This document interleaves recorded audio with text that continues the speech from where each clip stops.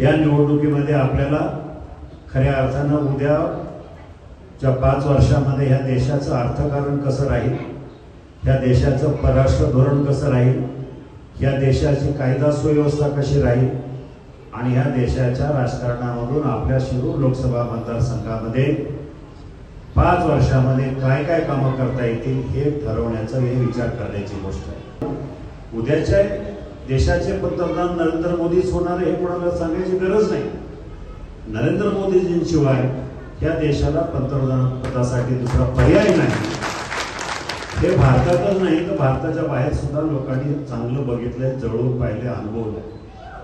मग पुन्हा जर नरेंद्र मोदी पंतप्रधान होणार असतील तर आम्हाला आपल्याला आपल्या मतदारसंघाच्या वाट्याला काय येईल याची स्वप्न पाहायला पाहिजे, याचा अनुमान ठेवला पाहिजे आणि मग ती कशी आणता येईल. जर आपण चुकीचा उमेदवार निवडून दिला तर गेल्या 5 वर्षासारखं पुन्हा पण 5 वर्ष मागे जाऊ आणि एकही रुपयाचा निधी केंद्राचा आपल्याकडे आला नाही. मी भैरवनाथ महाराजांच्या इथं उभं राहून सांगतो, मला समोरच्या उमेदवाराला जाहीर आव्हान करायचं की नुसत्या बाता, नुसती भाषणं, नुसतं सोशल मीडिया करत बसण्यापेक्षा पटवून द्या की ही कामं गेल्या 5 वर्षात त्यांनी केंद्र सरकारकडून आणली, एकही रुपयाचा निधी आणला. काय प्रश्नावर निवडणूक लढली गेली.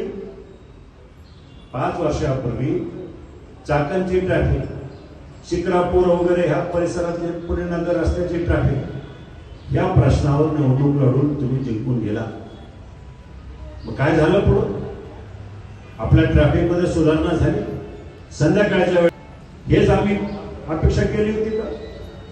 चाकणच्या ट्रॅफिकच्या प्रश्नाबद्दल तुम्ही सांगितलं होतं की मी चाकणचा ट्रॅफिकचा प्रश्न सोडवेल.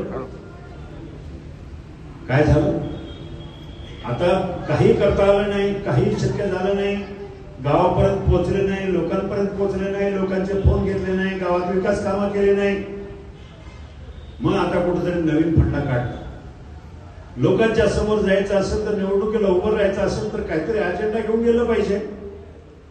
मग आता तो नवीन अजेंडा काढलाय स्वाभिमान, नवीन अजेंडा काढलाय निष्ठा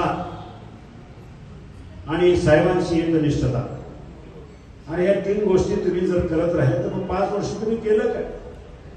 आता काहीतरी सॉंग काढलंय. कांद्याचा प्रश्न सगळ्या ठिकाणी कांद्याचा प्रश्न. 4.5 वर्ष तुम्हाला कांदा सुचला नाही, 4.5 वर्ष तुम्हाला कांदा दिसला नाही, 4.5 वर्ष तुम्हाला शेतकरी दिसला नाही. शेतकरी इथं अडचणीत होता, तुम्ही उपलब्ध नव्हता. शेतकरी तुम्हाला संकटात होता, तुम्ही दिसले नाही. आणि आता निवडणुकीपुरता शेतकरी दिसतोय. आमच्या प्रश्न डोळ्यासमोर ठेवून, आमच्या अडचणी डोळ्यासमोर ठेवून आम्हाला 5 वर्षात काय अनुभव आला, 5 वर्षात निवडून गेलेल्या खासदारांनी आमच्यासाठी काय केलं, 5 वर्षात ज्यांचा पराभव झाला त्या खासदारांनी आमच्यासाठी काय केलं, हा तुलनात्मक विचार आपल्या सगळ्या मतदारांनी करायला पाहिजे. जर तुम्हाला नरेंद्र मोदीजींची सत्ता येणार असेल तर नरेंद्र मोदीजींच्या विचाराचं त्यांच्या पाठीशी उभं राहणारा खासदार पाहिजे, जेणेकरून आज माझ्याकडे जे प्रकल्प आपल्या मतदारसंघामधले जे प्रलंबित आहे, हायवेचे प्रकल्प जर पूर्ण करायचे झाले तर 5-6 रस्ते त्यासाठी जवळजवळ 20-25 हजार कोटी रुपये लागतात. रेल्वेच्या प्रकल्पाची किंमत आजची झाली 24,000 कोटी रुपये. 5 वर्षापूर्वी तिची किंमत होती 16,000 कोटी, आता ती झाली 25,000 कोटी. या 2 विषयासाठी जर आम्हाला 50,000 कोटी रुपये पाहिजे असेल आणि ते 50,000 कोटी रुपयाची कामं जर चालू केली, हे 2-3 ट्रॅफिकचे वगैरे प्रश्न, तर ह्या भागामध्ये किती मोठ्या प्रमाणात नागरिकांना सुविधा आणि सवलत उपलब्ध.